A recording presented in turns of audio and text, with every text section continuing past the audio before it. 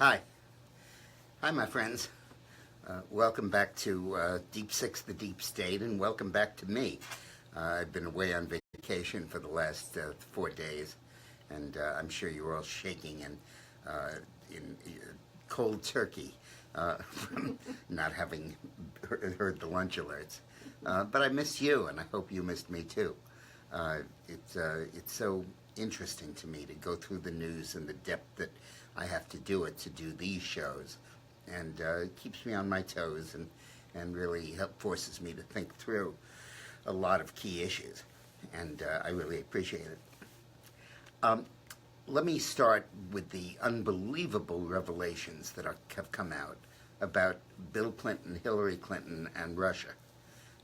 Apparently, one of the stories that was circulated in Clinton Cash, the wonderful book by Peter Schweitzer that first exposed the Clinton Foundation and their whole MO. One of those stories in particular was about uranium, and that got the New York Times to cover it 2 days in a row on the front page. The first day is the lead article. And it was the most serious of these charges.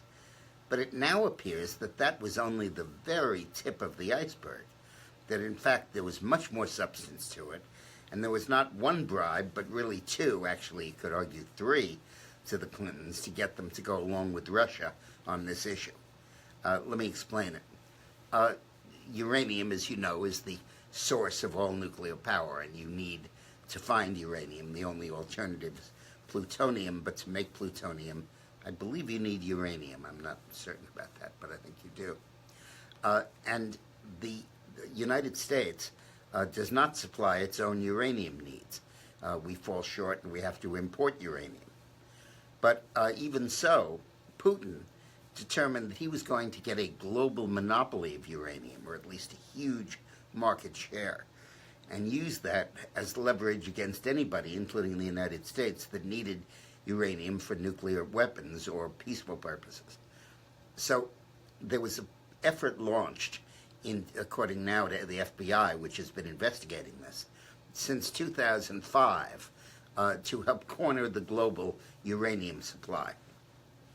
My hat off, by the way, not just to Peter Schweitzer, but to John Solomon of The Hill, who played the key role in unearthing this stuff, and fantastic amount of digging to get this, because the FBI never publicized it. In 2005, Bill Clinton was invited by the president of Kazakhstan, which is one of the former Soviet states that became independent when the USSR broke up, and now is a separate country, headed by a monster, an absolute horrible guy, probably next to Kim Jong-un and one or two others, the worst ruler in the world, with an abysmal human rights record, a tremendously authoritarian government, and an incompetent when corrupt one to boot. And he wanted Clinton to come because if Clinton came and gave him a visit and recognized him and stood next to him, that would elevate his prestige in the world, and we would all, it would give him a new power, a new prestige that he's never had before and does not deserve. Clinton flew over, met with him, and then did an event with him, did a media with him, gave a speech, and then flew home. The reason Clinton did that was that there was a guy named Frank Giustra, Giustra, a Canadian mining executive, who put together $2.3 million that he gave to Clinton for coming to give this speech. I think $1 million of it was a speaking fee, and $1 million of it was a donation to the foundation, and so it was in several different forms. Giustra, by the way, over the course of the next 2 or 3 years, or 5 years, gave the Clinton Foundation over $100 million. In particular, he set up a new branch of the Clinton Foundation to focus on climate change and global warming issues, and he endowed that with over $100 million. What Giustra got from this, so the president of Kazakhstan got the prestige, Clinton got the money, and as usual, and the president, when Giustra, who supplied the money, got essentially the rights to most of Kazakhstan's uranium. And his company, Eurasia it was called, got the rights to drill for and harvest mine that uranium. Justra then took that uranium and used it as a bargaining piece to get integrated into the global firm of Uranium One, which is a Canadian company that's like Enron, only for uranium. It's the top in the world, and a huge company. And he got a share of Uranium One, I think 16%, in return for bringing in this uranium stuff that he got from Kazakhstan. Well, Uranium One then was cruising along, and Putin came in and said to Uranium One, "I'd like to buy Uranium One." Now, Putin probably was behind the Kazakhstan deal in the first place, because Kazakhstan is still in effect a Russian satellite. They don't do anything independent, certainly not in the energy field, certainly not dealing with the United States. And now Putin came in and said, "I want to buy the whole Uranium One empire." But those holdings included 20% of the uranium in the United States, 20% of our uranium reserves they own through the mines that they own. And nobody minded it because Uranium One was a Canadian company. But now that Russia moved in and wanted to take it over, the U.S. government needed to vote on it. And it had to come before a group called the Committee on Foreign Investments, which was a cabinet-level committee of 7 or 8 cabinet secretaries, chaired by the Secretary of State, Hillary Clinton, with the Attorney General, Eric Holder, on the committee. And the committee had to assess if this was in the national interest for Putin to buy this. And at about that same time, Putin, about 3 months earlier, invited Bill to come to Russia, to Moscow, and give a speech to a bank that the Kremlin controlled, Renaissance Bank, for a fee of $500,000. So arguably this was the third bribe to Clinton. First one was the $2.3 million from Justra for the uranium and for the speech in Kazakhstan. The other was the $100 million for the Clinton Foundation, and this was a $500,000 speaking fee that literally Clinton puts in his pocket. That's income. It doesn't have to go to anybody or go through anybody. And coincidentally, 3 months after the speech, Hillary decided that this purchase of uranium was okay. And she had her deputy, who sat on the committee for her, vote in favor of it. And the deal was done, and Russia now owns 1/5 of the uranium deposits in the United States. Putin got his deal. Now, apparently, unbeknownst to anybody, starting in 2010, when this deal first presented itself, the FBI got involved, got interested, as they should be, and began an investigation that has gone on for 6 years, ending shortly after 2016. And the investigation involved infiltrating the Russian energy establishment, infiltrating Uranium One. They had people who they turned, who talked, and it showed a vast coalition of bribery and corruption and extortion and really mob thug tactics to take over Uranium One. Shippers were threatened, there were boycotts, there was blackmail, extortion, all kinds of horrible stuff. And the FBI amassed all of this evidence and did absolutely nothing with it, just sat on it. No publicity, didn't let a single word of it leak, kept it all protected. Now, there were 4 people who knew about it, okay? One was a guy named Robert Mueller, now the special prosecutor, who was the head of the FBI. The other was his successor, James Comey, head of the FBI. The third was Eric Holder, the Attorney General, in charge of the FBI and one of the members of this Committee on Foreign Investment as the Attorney General. And Richard Rosenstein, Deputy Attorney General, who appointed Mueller the special prosecutor. And Rosenstein was in charge of this FBI investigation.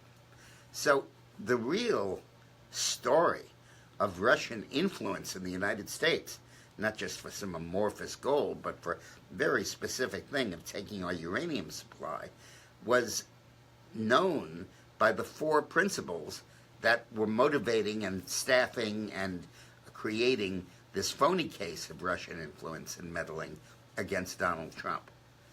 Now, if ever there was anything that called out for a special prosecutor, that made it absolutely vital that we have a special prosecutor, this is it. And Trump has got to act on it. I can't understand why he hasn't acted yet, but boy, this one is a no-brainer. And I hope Trump does this. I hope he acts on it, but it certainly ought to be acted on. Well, Dick, Marianne Carr says this sounds like a movie plot. Yep. And Thomas Hillebrand... It's a horror movie. Yeah, exactly. Other people have said that. Thomas Hillebrand asks, do you really see anything coming of Uranium One? Sessions won't touch it. He has recused himself. Rosenstein is involved, so he won't either. No, Sessions has not recused himself on uranium. He's recused himself on the issue of Russian meddling in the election. He's free to go after this.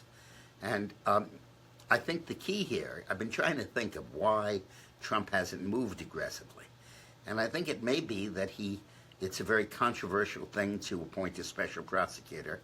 And usually you need, as a political matter, you need a crescendo of demands to do it, coming from senators and from leaders of the Republican Party in this case. And I think now it's time for us to be our little crescendo here.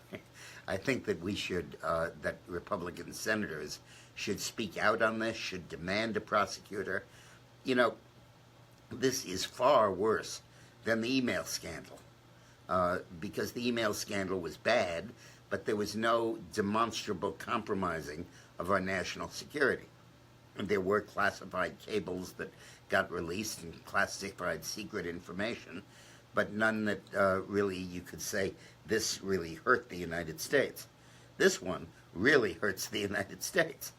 And of all of the various Clinton pay-for-play stuff, most concern side issues like Morocco or Kuwait or United Arab Emirates. This one is Russia, and it's uranium. And symbolic of how important it is, the New York Times, in the middle of the election, gave it a lead article to broadcast the findings. And now this issue is multiplied enormously. And I think it's very important that there be a follow-up. Now, Fox News broke this story based on the reporting of Solomon and Cheryl somebody or other at the Hill, and so that it's now spreading through the news cycle. And I hope that it has legs, and I hope it really catches up. But it shows that the issue of Russian meddling was not isolated here, where there really wasn't any, but was part of a long-term effort over a 10-year period to gain material advantage in the United States. Dick, Rochelle Coombs says it's reported today that Podesta's brother is involved too. Yes, I forgot that angle, of course. Yes, you're right. Thank you. That's Rochelle Coombs. Thank you, Rochelle. I really appreciate that. I totally forgot that. Yes. Podesta's brother, Tony Podesta, is a lobbyist, one of the top lobbyists in Washington. And obviously, when John was in effect the chief of staff, political chief of staff to Obama as president, Tony had a very thriving lobbying practice going, because all he had to do was call up his brother and ask him to do stuff. And Tony was involved in this whole uranium thing. We don't know how yet. We don't know if he was paid, or undoubtedly he was. We don't know by whom or how much, but certainly thereby hangs a very important thread. And if you tug on that thread, you may unravel this whole thing. So that's an incredible piece of information, and I think I really hope that Trump gets busy and acts on it. I do have some more questions here. Oh, okay, let's take one more while I'm getting this We up. have one from Annie DeFondi, and she asks,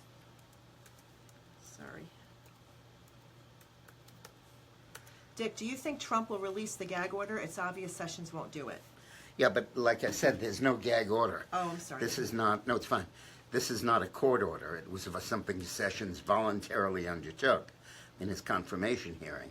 And it does not concern this uranium deal. It concerns emails or the Clinton Foundation or other stuff, not the uranium deal, because that's a completely separate thing.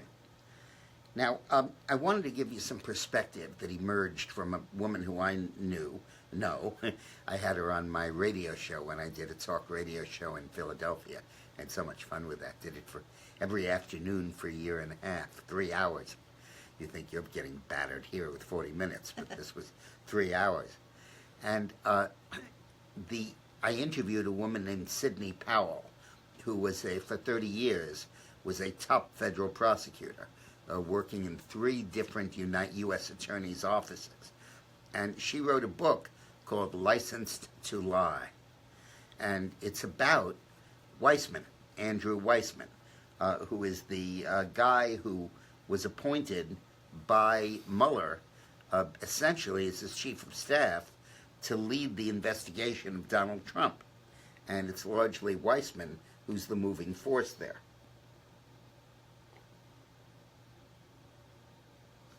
She wrote, "Time after time, courts have reversed Weissman's most touted legal victories because of his tactics. This is hardly the stuff of a hero in the law. Weissman, as deputy and later director of the Enron task force, destroyed the venerable accounting firm of Arthur Andersen and its 85,000 jobs worldwide." Remember that scandal? It was one where Enron and Kenneth Lay, who was the head of it, was accused of hiding information from people and therefore artificially moving up the value of its stock. And there was apparently tremendous evidence that Enron was bankrupt and was facing bankruptcy.